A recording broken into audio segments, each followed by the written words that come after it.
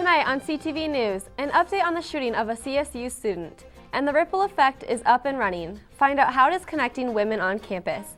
Plus, a new social media app designed specifically for college campuses. See what features make it one of a kind. All of this and more on CTV News. This whole debacle over Obamacare is just a little immature.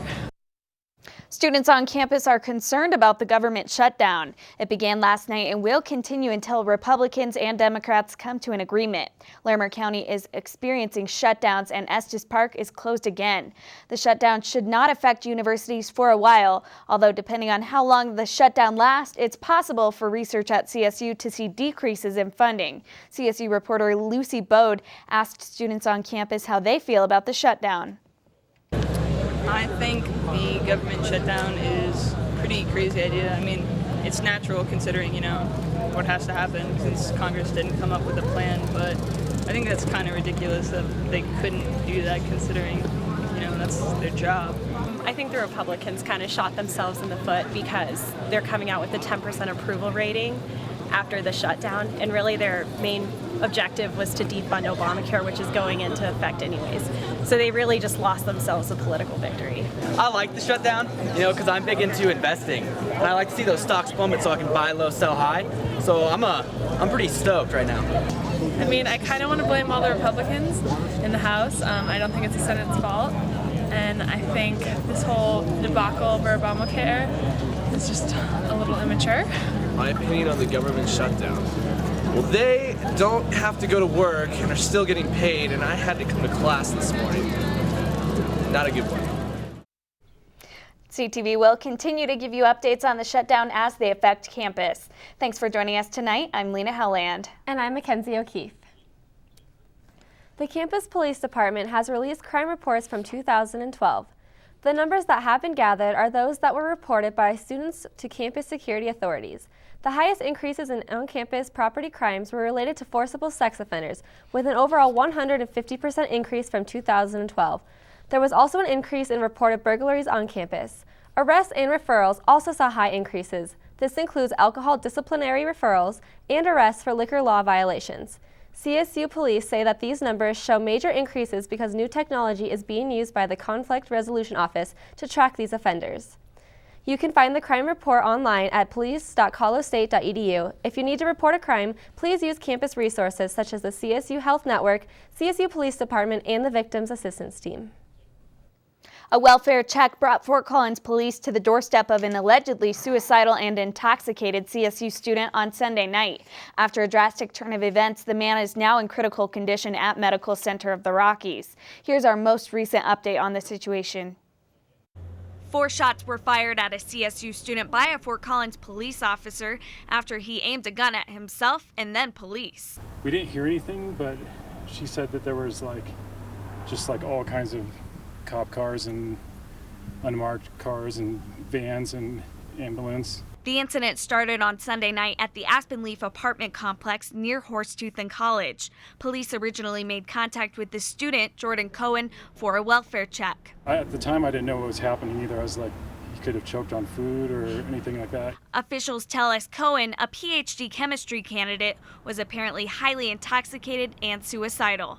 It's terrible because I come out that door right there every morning, and so it was just horrifying to even believe that something like this could happen just so close. Cohen was treated for his wounds on the scene and was later transported to the Medical Center of the Rockies where he underwent surgery. Neighbors tell us this isn't the first police activity they've seen in their complex. It's not the greatest area, to be honest with you.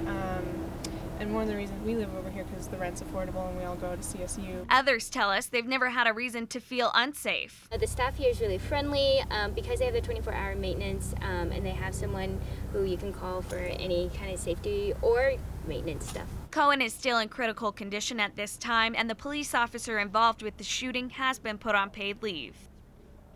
Now, this investigation is ongoing, and we will continue to keep you updated on this story as soon as we get more information on collegian.com.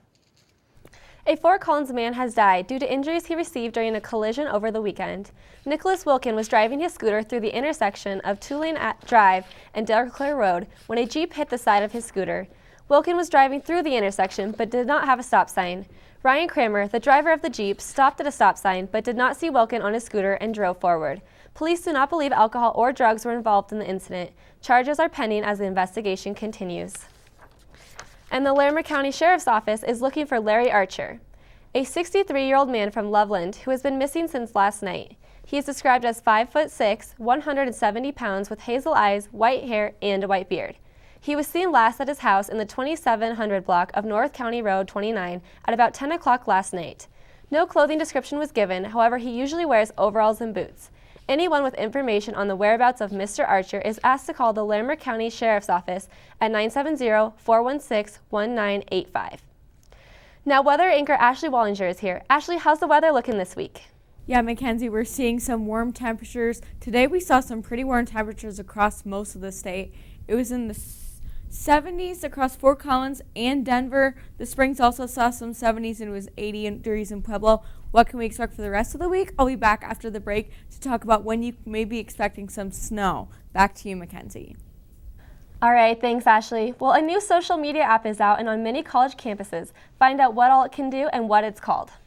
And CTV reporter Bryn Carmen has more information about the ripple effect, how it works on campus, and why it's important after the break. So, I got this new family, and I don't know what it is about this one, but she can't seem to put down that toy all day long. Tap, tap, tap, tap. Oh, and she even talks to it. She talks to that more than she talks to him. What's up, bro? Nice shirt. Who's she talking to? Her mom? She talks to her mom a lot. Shelters are the best places to find a new pet. What a perfectly beautiful little lady. That's where you'll discover healthy, loyal, and loving animals. Cute little rascal. Eager to become a part of your family. A person is the best thing to happen to a shelter pet. Oh, ladies first. Be that person. Adopt. This is living. Hey, kid. To find out more, visit theshelterpetproject.org. They say that when you're facing extreme danger, your life flashes before you. If you think that's sad, consider facing it before you even have enough life to flash before your eyes. Deaths and injuries can be prevented by using the right car seat. Visit safercar.gov/the-right-seat to know what is appropriate for each age and size.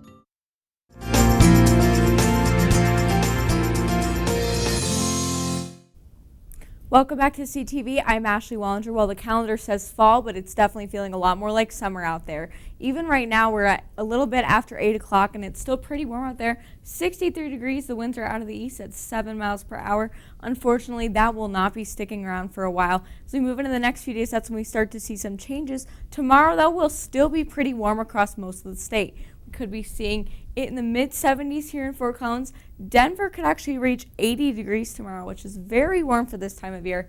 And in Gunnison, they could even be hitting around 70 degrees, which is pretty warm for the mountains. So we should be seeing those summer-like temperatures stick around for a few more days.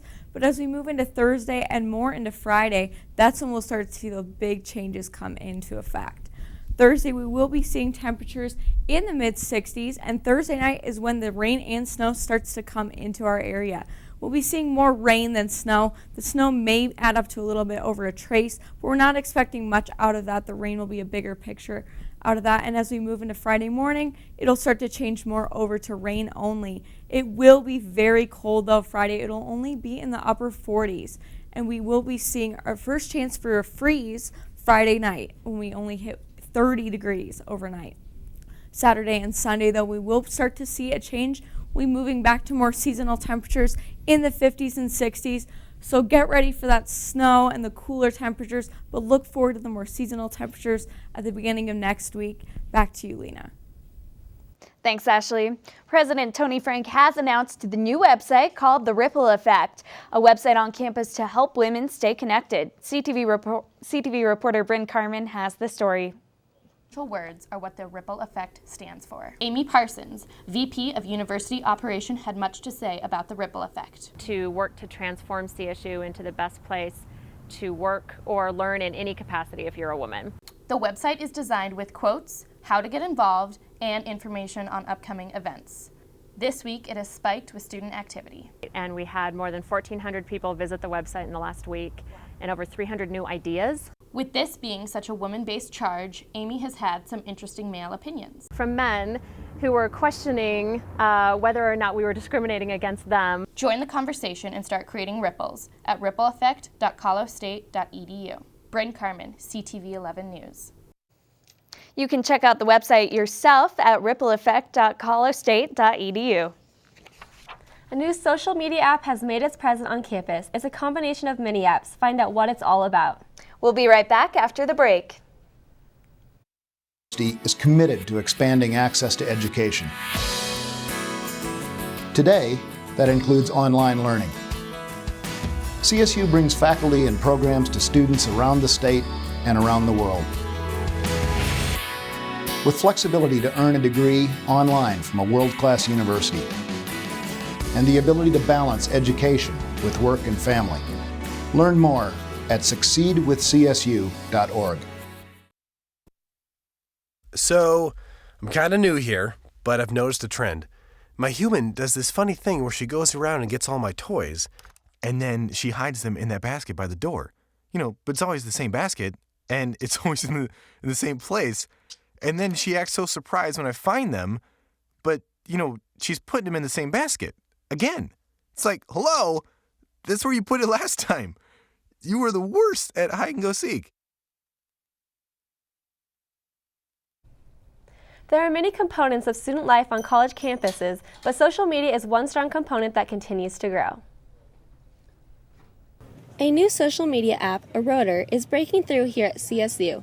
It was created by a student at Mizzou to better college student social interactions. Eroder is a social media application where only college students can have it, and you can see posts from students from CSU, or you can see posts from students from other schools if you choose to turn that feature on. When using Eroder, you can look at streaming posts from anyone at CSU or any other student across the country. You can post photos or words onto the stream, and also look at a map that shows people around you using the app or popular places that students visit often and check into. Drew Holiday was the creator of Eroder, and he created it because he thought that other social media applications were getting stale, and he wanted to create a fresh new application that pertained only to college students. The app currently has around 150 users and has many components that are pleasing to students. Eroder hopes to be a way for students to communicate by combining all popular current social media. Posts disappear or erode after a certain period of time, and the more likes that you get, the longer your post stays up on the streamer, and the more dislikes you get, the shorter it stays up in the streamer. So that creates just a fresh streamer that constantly is changing. For more information, download the free app on your phone or visit the website at www.eroder.com. The Battle of the Bands is back again this year at CSU. Student musicians coming from every type of music will compete for the winning title on November 2nd. Auditions will be held September 30th through October 14th, and there is a small entry fee of $10. You can drop this off at the ASAP office in the LSC West, or you can submit it online through iBox. But the deadline is coming up quickly. All entry fees must be submitted by October 14th. Well, it looks like that's all the time we have for you tonight. Thanks for joining us tonight. Tune in on Thursday to see what has changed in the LSC West. Visit www.collegian.com to stay updated on campus news, or you can follow us on Twitter @CollegianC. We'll see you next time.